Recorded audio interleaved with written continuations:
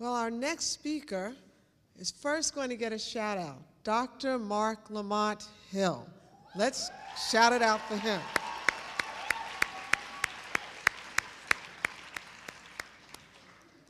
Dr. Hill almost needs no introduction. He's one of the nation's leading hip-hop generation intellectuals. Since 2009, he has been an associate professor of education at Teachers College at Columbia University. His research focuses on the intersection between culture, politics, and education. His newest book is entitled The Classroom and the Cell, Conversations on Black Life. How many of you have it? All right. If you don't have it, you know you need to get it. He also is the host of the nationally syndicated television show, Our World with Black Enterprise, which airs on Sunday mornings on TV One. He also provides regular commentary on CNN and MSNBC. Basically, Mark Hill is a Renaissance man. In addition to all of his other accomplishments, he also holds a PhD with distinction from the University of Pennsylvania. And last but not least, he's on our side. And that's what really, really counts. So now that I've introduced him, we're searching for him. There he is. So let's have a warm welcome for Mark Lamont Hill. Thank you. Thank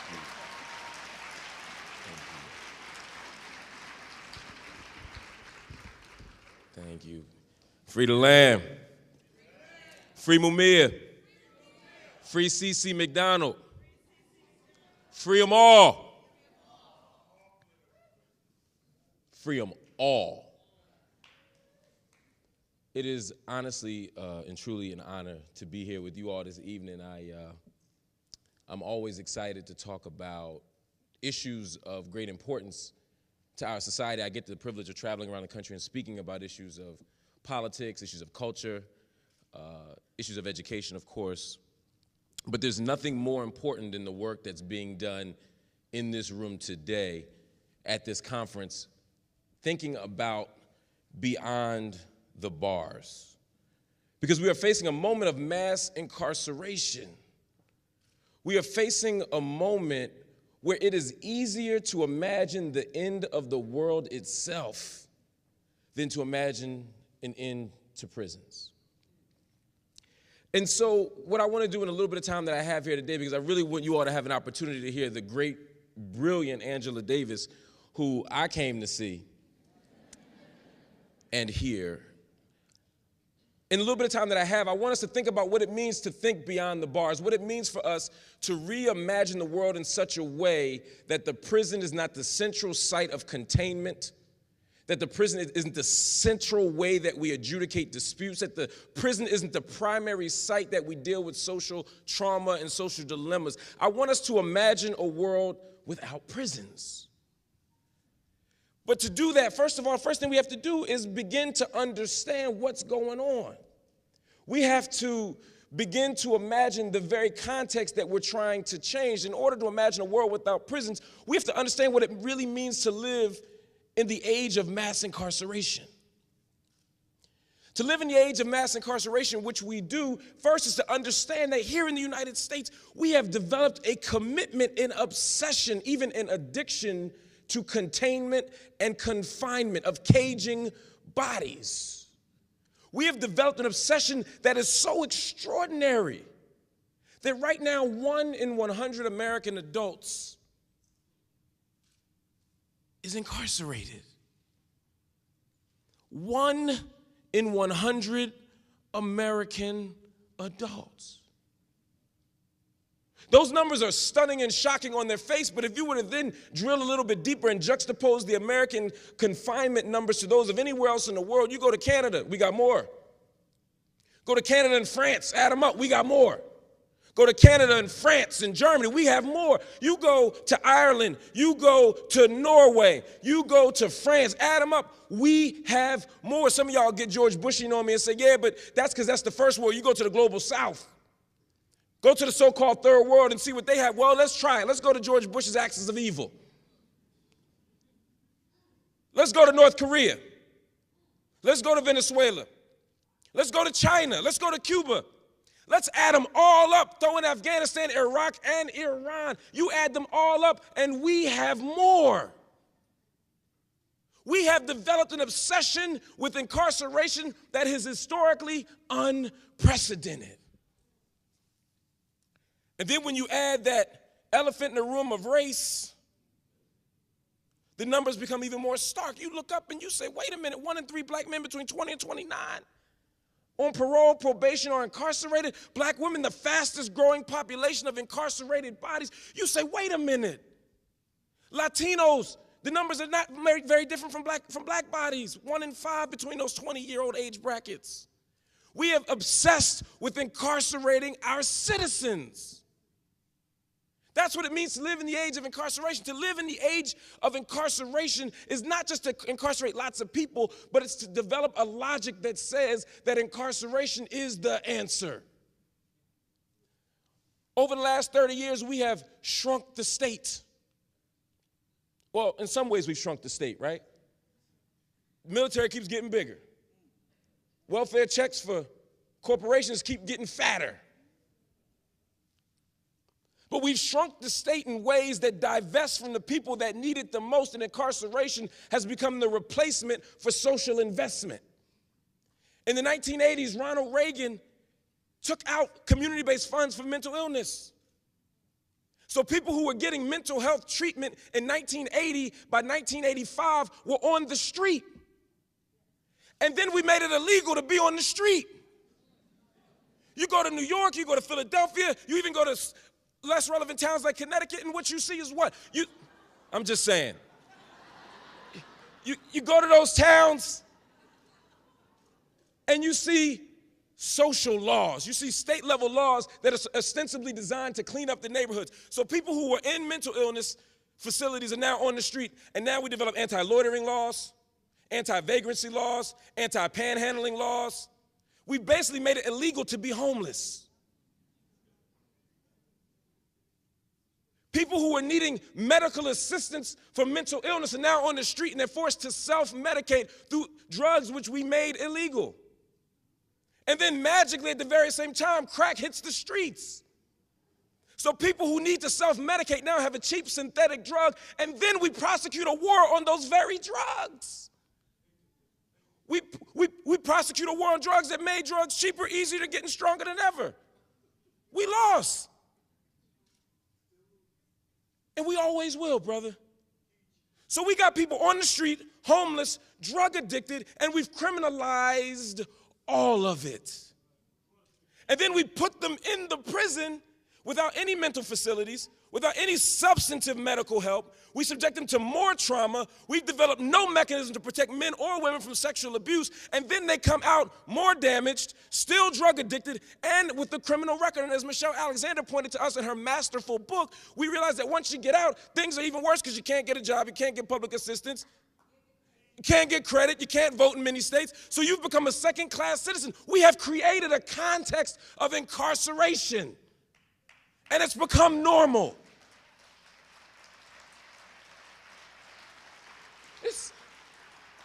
This is what it means to live in an age of mass incarceration. It's not just that we lock up a bunch of people, it's that we've normalized incarceration as the mechanism. We have built more prisons than ever. The only sustainable form of public housing that has been expanded and developed in the last 30 years has been the prison.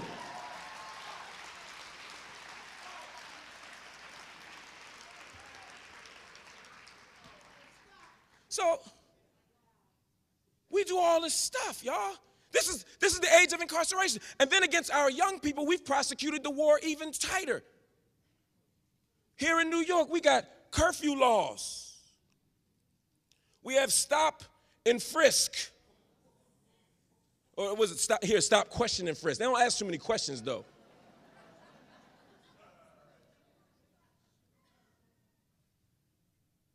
We have developed civil injunctions against gangs on the West Coast and in the South. So that even the hint or suspicion that you might know somebody who's gang affiliated puts you on a list, which makes it difficult to access public resources. It criminalizes you, and you don't even know about it. So through public laws that make it illegal to stand on a corner, illegal to be on the subway, stop and frisk. And then you add to that these curfews. We have literally made it illegal to be young and black and outside. This is the real context. And then we walk into these schools, which have become even more criminalized than ever. Go to PS anything. Then go to a school in North Philly. Then go to school in Houston. Then go to school in New Orleans. Go to school in Watts. Travel around this country and look at lines of young, innocent, black and brown and poor white people trying to get into school, and it takes them 20 minutes to get into their school buildings because they have to navigate an infrastructure of containment, an infrastructure of surveillance. They walk through and they're being scanned. They walk through the school building and they're being searched. There's metal detectors on the walls, and in the middle of the building, there's surveillance cameras staring down at them. We spent more money on surveillance equipment in schools than in prisons over the last 5 years. We have a parole officer, a probation officer, a school officer, a real police officer. They're all there watching us, surveilling us, dogs sniffing between our children's legs, people digging in our lockers, searching us. And it takes us 20 minutes to get into the school because of all that surveillance. And when we finally get into the school, ain't nobody stopping us from leaving. Think about it.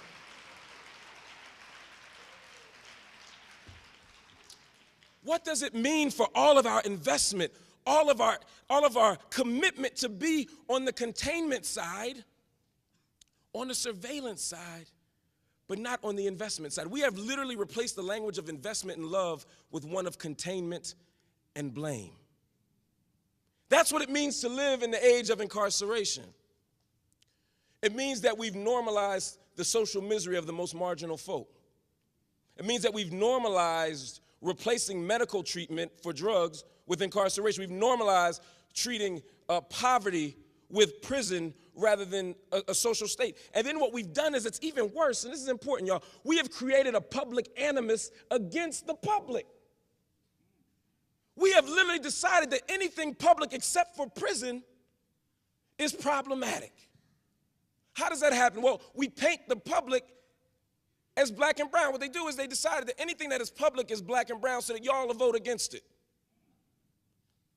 Anything that's public, we now code as black and brown and poor so that people, even the people who need it, won't want it. Public housing, black. Now, never mind the fact that most of the money goes to white folk getting housing subsidies for the suburbs. Public housing becomes black. Public school becomes black. Public transportation becomes black. Public assistance becomes black. Public options become black. Shit, public intellectuals become black. And as a response to that, we don't want it. And when you don't want it, the public interest becomes privatized. And that's exactly what has happened in the age of incarceration. We have privatized punishment. And as a result of the privatization of punishment, there's no investment in an alternative. We can't think beyond the bars because the money is in the bars. Gil Scott-Heron said everybody loves peace. The problem is you can't make no money off of it.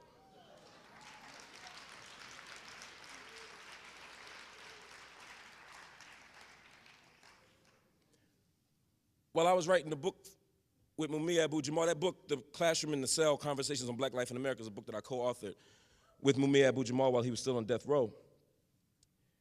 And I remember, and I'm going to take my seat in a second, but I remember being there. And I went to Waynesburg, PA to see him. This is before he was off of death row.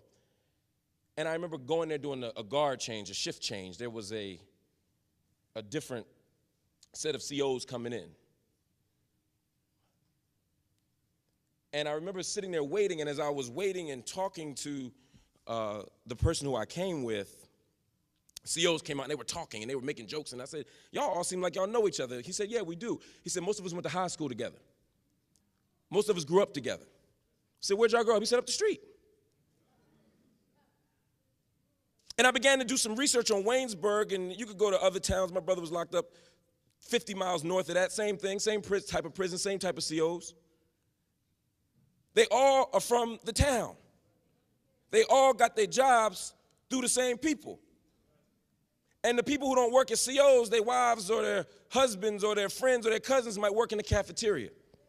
Or they might be janitors in the facility. Or some have their own businesses and they contract out to the prison. Some are electricians and they come and fix the electricity when they feel like it. And all of them have a material investment in the prison. That's what I mean. The age of incarceration, this moment is not just one where people are locked up. It's one where our entire economic existence hinges on the existence of the prison. Because if you go into Waynesburg, they all got jobs because that prison is there. And the people in the prison, hold on, the people in the prison ain't from Waynesburg. They from North Philly. They from West Philly, born and raised on the playground. No.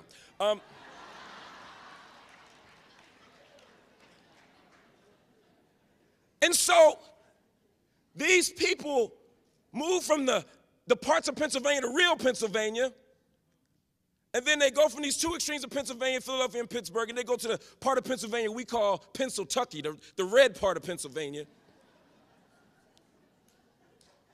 And these 5 or 10,000 black people, black men mostly, but increasingly black women, now descend into Waynesburg. So now the town of Waynesburg no longer has 5,000 citizens, it has 15,000 citizens. So now because Waynesburg's population has tripled, they get more money. They get more roads. They get more schools. If they get enough people, they even get more congressional representation. And so Waynesburg actually grows and builds and develops on the backs of prisoners who are in that prison and are not being represented. This is the reality. So then you get that job as the congressman and an anti-drug bill comes before your presence, or a decarceration initiative comes before your desk, and you have the option to liquidate prison. Your job hinges on you not doing that. The people who voted for you want to keep those jobs. In fact, they might want to create new laws to bolster the prison. And this is the thing y'all got to know. This is not new. Read Frederick Douglass. Read W.E.B. Du Bois. Read about that convict lease system where prisons were gone and we needed to figure out what to do with these people. So they gave them to former planters and former plantation owners and other private interests, and suddenly they found jobs for them and had no regard for their well-being. And suddenly when they realized they could make money off these prisoners, crime increased. They found more prisoners. This is the problem with the notion of late capitalism, which allows us to believe that private is okay. We watched an entire town wash away in New Orleans, and we did nothing because they were poor and black and disposable. 3 months later, we saw people's houses catch on fire in California, and what did we do? Those rich, wealthy homes got put out real quick. They took people out of prison and let them put out the fire. Chris Rock said they put it out with Katrina water.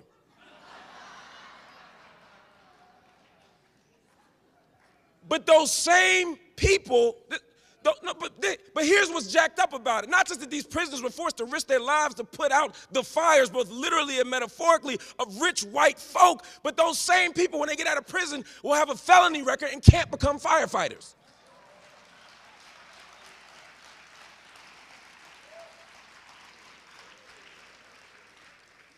This is the age of incarceration. This is the reality that we face. I could talk on and on, but I won't. I'll just say that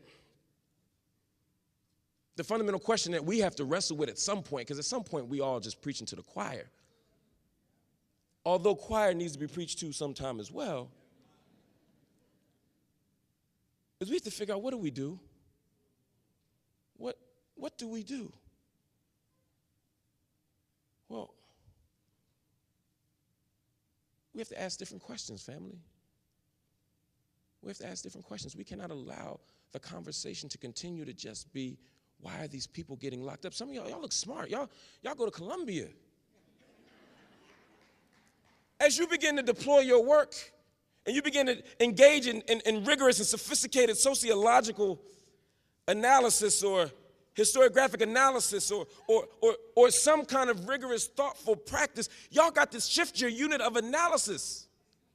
Stop making studies about driving while black. Stop making movies like New Jersey Drive about driving while black. How about asking the question, not what does it mean to drive while black, but what does it mean to patrol while white? What does it mean to patrol while racist? Because that's actually the question we should be asking. Shift the unit of analysis. Ask a different question. Reimagine these possibilities.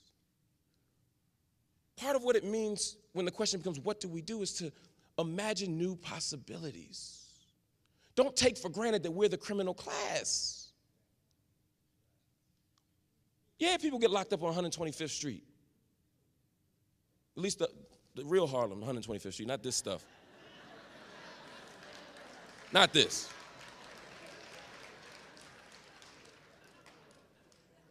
But ask yourselves why, not why do these people, if I teach at this esteemed institution, we could do a raid on this campus right now. How many people will we lock up for after midnight for public drunkenness, public urination, simple possession of marijuana? I could go on.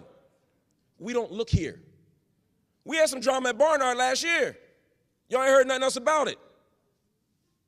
There's a reason for that. 80% of New York State prisoners come from 3 counties, and there's a reason why. It ain't because we're more prone to criminality. It ain't because we're worse people. It's not because our children were produced in a net of criminality. It ain't because we're slow runners. We can't run from the cops no more. It's none of that. It's that we've made a decision to target certain populations. People don't commit crimes, they commit acts.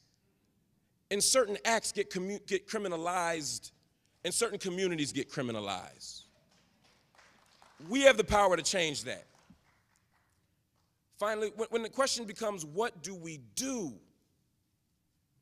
We must organize. We must organize. We must organize. It feels good to be with y'all. I promise it does. It feels good to talk to y'all. It feels good to learn with y'all. It feels good to build with y'all. But when we leave here, if all we do is tweet and poke each other, whatever that means, and like on Facebook,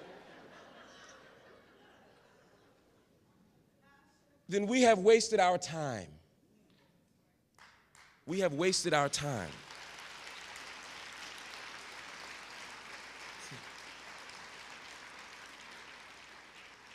To organize means to grow and build infrastructure. Angela Davis wrote an amazing book, Why Are Prisons Obsolete, but she also helped found critical resistance. It's infrastructure movements. We must join organizations. I ain't say start organizations. I said join organizations. That's not to suggest that we don't need to start some organizations. But too often at this moment, we become so divided that we are more prone to start an organization than to fortify the ones we already have and to bring our pieces together for something bigger than us. I'm on the road all the time. I go to college campuses like this one where they only have about 50 black people.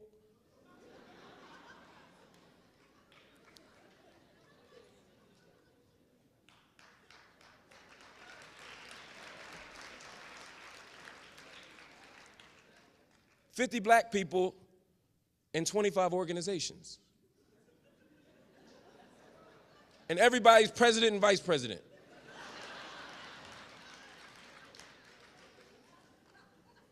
That's not about the movement. That's about you. To organize is to build something that is bigger than you, that has a grander purpose than you, and that might exist with you, not in the foreground, but in the background, building and struggling and sacrificing and working. That's what it means to organize. To organize means to divest yourself of your privilege. To divest yourself of privilege. When Du Bois wrote his, I would argue, the most important work of the 20th century, Black Reconstruction, he framed the book in many interesting ways, and it really set the stage for everything from critical whiteness studies to urban sociology to Marx's historiography, but those first 3 chapters are fascinating to me because he dealt with the question of the slave and the white worker and the planter, and he fundamentally was wrestling with the question of why would a white worker side with the planter, the managerial class, as opposed to the slave? Because as long as slaves exist, slave masters don't retire, right? So as long as slaves exist, the white worker is going to be priced out of the market. Why would you, white worker? Why would you, white worker, want not to end slavery? Because you will never have economic justice as long as this black person is exploited. But he said the reason they do is because they get a type of almost existential pleasure out of siding with whiteness, at closing ranks around whiteness. He said they enjoy the psychic wages of whiteness. The psychic wages of whiteness. To organize in the 21st century, y'all got to divest yourselves of whiteness. We have to end whiteness. We have to destroy whiteness. We ain't got to destroy white people. At least not with the camera on. But we have to destroy whiteness. It is an unhealthy, destructive construct that hinges purely on unmerited power and suffering of others. We must destroy it.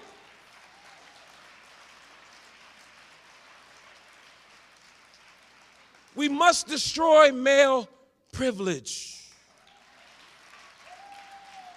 There can be no movement that is shot through with hypermasculinity.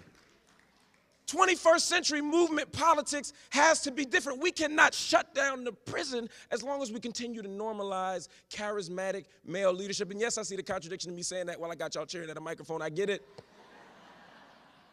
But part of what that means is for us to critique and challenge each other and be willing and open to hearing that.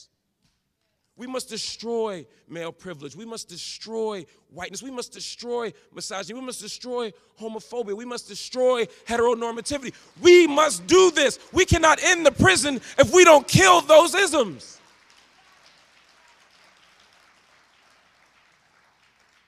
And lastly, and I'm really going to take my seat this time,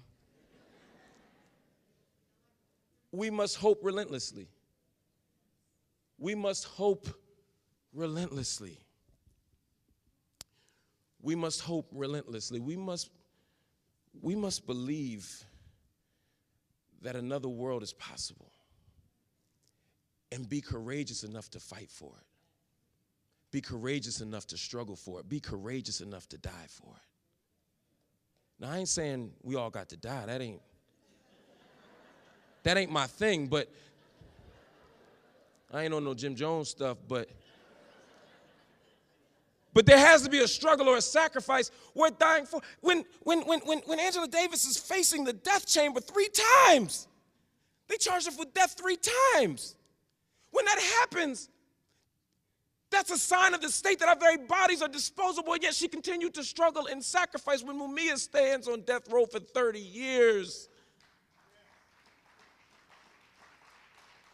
it's for a struggle that's bigger than him. We must no longer be afraid of death. We can't be afraid to not struggle and sacrifice in spite of it, because guess what, y'all gonna die anyway. You're all death eligible.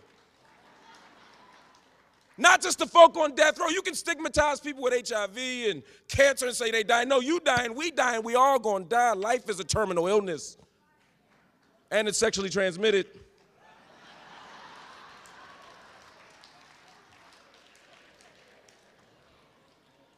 So instead of trying to find ways to deny, duck, or dodge death, let's find a cause and a commitment worth struggling and dying for. Let's put our bodies on the line for this project of ending prison, of ending mass incarceration, of engaging in excarceration and decarceration. Let's hope relentlessly, and family, don't get down when we lose. Like my brother Kweli said, even when we suffer losses, I count the victories. Because we must count those victories. We must not sit here and just look at the 2.5 million people in prison and say we lost. Let's look at the fact that over the last 8 years, the numbers have dropped. Let's look at the fact that through the work that's being done, people are healed. People are getting protection. People are getting refuge from sexual assault. We are fighting and we are winning. Whenever we fight, we win, but we must continue to struggle and sacrifice against the odds. And some of you are so ideologically pure that you forget the fact that sometimes we win anyway. When Mumia was taken off of death row, people said it couldn't happen. There was no evidence that Mumia was going to be off of death row. His appeals were exhausted. The court said no. The court of public opinion said no. Every law that he showed to show that they were wrong, they ignored. And yet we continued to struggle. Pam Africa continued to struggle. Laura Whitehorn continued to struggle. Sophia Elijah continued to struggle. Millions of people around the world continued to struggle. And in December of 2011, Mumia was moved off of death row.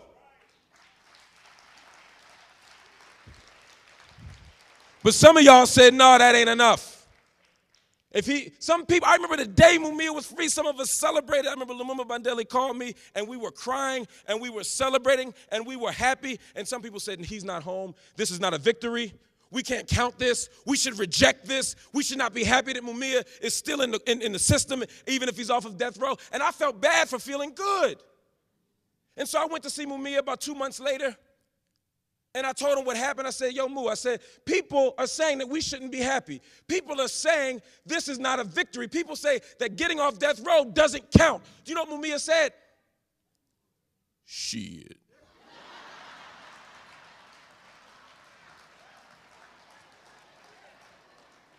He said, anybody who say that ain't been on death row. He said, I haven't been able to touch my children for 3 decades. I haven't been able to hug my wife for 3 decades. I have grandchildren who I've never even been able to smell. I have had no access to people for 3 decades. You all sacrificed. You all struggled. And now I have lived. This does count as a victory. We must count those victories even against the odds. In fact, because of the odds. That's what Baldwin was saying to my dear sister Angela Davis. In his letter to her in 1970, he said, those of us who know the truth and do nothing are worse than the murderers hired in our names.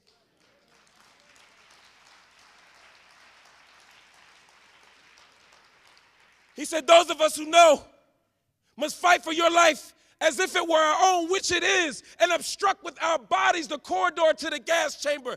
For if they come for you in the morning, if they take you in the morning, they will come for us that night. This work is designed to block the corridor to the gas chamber for the millions of people on death row unnecessarily.